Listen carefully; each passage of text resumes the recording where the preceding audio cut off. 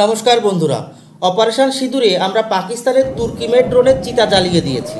যে তুর্কি তাদের ড্রোন টেকনোলজির বদৌলতে বিশ্বে এত নাম কামিয়েছে, তাদের ড্রোনের ঝাঁককে ভারতের এয়ার ডিফেন্স সিস্টেম যে এইভাবে গুনে গুনে ধ্বংস করবে তা তুর্কি কেন বিশ্বের কোনো দেশই কল্পনা করতে পেরেছিল না। এত কিছুর পরও ভারত বিদ্বেষী কিছু স্পেশাল প্রজাতির লোকেরা ভারতের সমালোচনা করতে একটুও কার্পণ্য করেনি। এদের ভাষ্যমতে ভারত যতই তুর্কির কামিকাজি ড্রোনের ঝাঁককে ধ্বংস করতে সক্ষম হয়েছে, কিন্তু medium altitude long range combat drone টেকনোলজির ক্ষেত্রে ভারত তুর্কির অনেক পেছনে রয়েছে। আর আমাদের স্বদেশী তাপস ড্রোনের বিফলতার খবরকে পুঁজি করে এই সমালোচনা আরও বেশি তীব্রতর হতে থাকে। কিন্তু আজ এমন একটি খবর সামনে এসছে যা ভারত বিরোধী শক্তির মুখে রীতিমতো ঝামা ঘষে দেওয়ার কাজ করেছে, আর তুর্কিকেও দেখিয়ে দিয়েছে যে তাদের ড্রোন সাম্রাজ্যকে গিলে খেতে বেশি সময় নেবে না ভারত। সম্পূর্ণ ভিডিওটি বিস্তারভাবে জানানোর আগে একটাই অনুরোধ, চ্যানেলটি সাবস্ক্রাইব করে বেল আইকনটি প্রেস করবেন যেন এই ধরনের ইনফরমেশন দ্রুত আপনাদের কাছে পৌঁছে যায়। তো চলুন শুরু করি।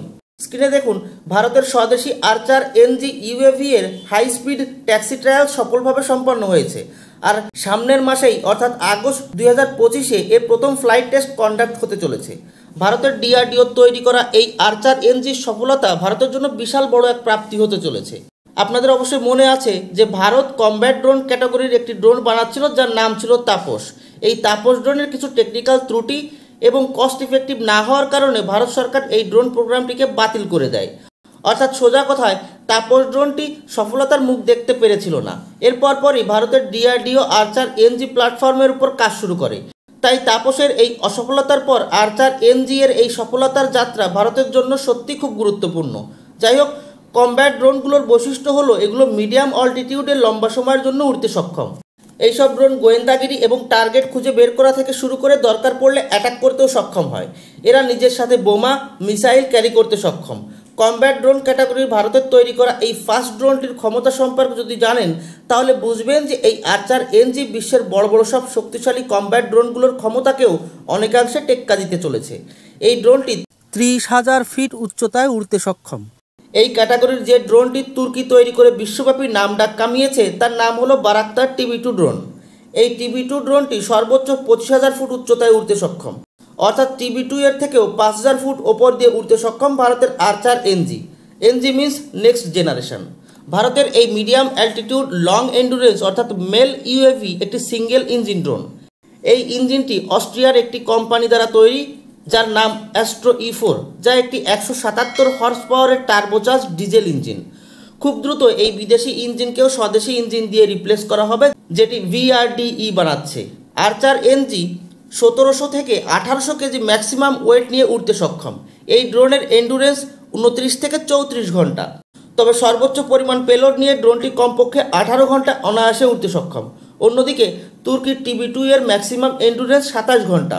যেখানে টিবি2 এর পেলোড ক্যাপাসিটি মাত্র 150 কেজি, সেখানে আর্চার এনজি এর পেলোড ক্যাপাসিটি 300 থেকে 400 কেজি।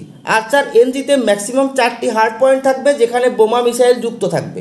স্পেসিফিকভাবে যদি বলি, তাহলে এই ড্রোনে যুক্ত থাকবে গাইডেড বোমা, missile, anti airfield weapon, anti tank guided missile এবং লয়টারিং মিউনিশনস অর্থাৎ কামিকাজি ড্রোন। হ্যাঁ বন্ধুরা, এই আর্চার এনজি নিজের সাথে করে কামিকাজি ড্রোনও বহন করে নিয়ে যাবে, যার রেঞ্জ হবে 100 কিলোমিটার। সব মিলিয়ে এই আর্চার এনজি যখন 30,000 ফুট উচ্চতা দিয়ে পাকিস্তানে ঢুকবে, তখন পাকিস্তানের কোনো এয়ার ডিফেন্স টেরও পাবে না যে তাদের মাথার উপর দিয়ে যমরাজ ঘোরাঘুরি করছে। ভারতের মোস্ট ওয়ান্টেড সন্ত্রাসীরা যারা পাকিস্তানের বহাল তবিয়তে ঘুরে বেড়ায়, এদেরকে টার্গেট করার জন্য খুবই কার্যকরী হয়ে উঠতে চলেছে ভারতের স্বদেশী আর্চার এনজি। এই ড্রোনের যেসব অস্ত্র লাগানো হবে তাতে আর্চার এনজি খুব সহজেই পাকিস্তানি সেনার ছাউনি, র্যাডার ইনস্টলেশনস, এয়ারফিল্ড, ট্যাঙ্কের বহর, গোলাবারুদ ডিপো ইত্যাদিকে অনায়াসেই ধ্বংস করতে সক্ষম হবে। তবে শুধু যে সীমানা অতিক্রম করে শত্রুর টেরিটরিতে ঢুকে অপারেশন চালাবে এই ড্রোন তা নয়, এর যে এন্ডুরেন্স অর্থাৎ 30 ঘন্টা, এটিও একটি বিশাল পজিটিভ পয়েন্ট হতে চলেছে ভারতের সীমা সুরক্ষার জন্য। লম্বা সময়ের জন্য ভারতীয় সীমান্তে টহল দেওয়ার কাজে ব্যবহৃত হবে এই ড্রোন। যদি এমন কোনো পরিবেশ সৃষ্টি হয় যেখানে সন্ত্রাসীরা বর্ডার ক্রস করে ভারতে ঢুকছে, সেক্ষেত্রে এখন আর ভারতীয় সেনাকে সেই সন্ত্রাসীদের এলিমিনেট করতে আলাদা কোনো অপারেশন চালানো লাগবে না। এই আর্চার এনজি ড্রোন তৎক্ষণাৎ বোম্বিং করে ওই থ্রেটকে সেখানেই এলিমিনেট করবে।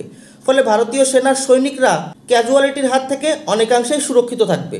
সব মিলিয়ে মেল ড্রোন ক্যাটাগরিতে ভারতের যে অপূর্ণতা ছিল তা শেষ হতে চলেছে আর্চার এনজি ড্রোনের মাধ্যমে। বৈশ্বিক ড্রোন মার্কেটে তুর্কির TB2 ড্রোনের হার্ড কম্পিটিটর হয়ে আসছে আর্চার NG। আর ভারতের স্বদেশি টেকনোলজি যেভাবে বিশ্বব্যাপী আলোড়ন সৃষ্টি করেছে, বিশেষ করে অপারেশন সিঁদুরের পর, তাই একটি বিষয় একেবারে নিশ্চিত যে আর্চার NG এই মেল ক্যাটাগরিতে তুর্কির মার্কেটকে গভীর সংকটে ফেলতে চলেছে। এ বিষয়ে আপনাদের মতামত কমেন্ট করে জানাবেন। ধন্যবাদ। জয় হিন্দ।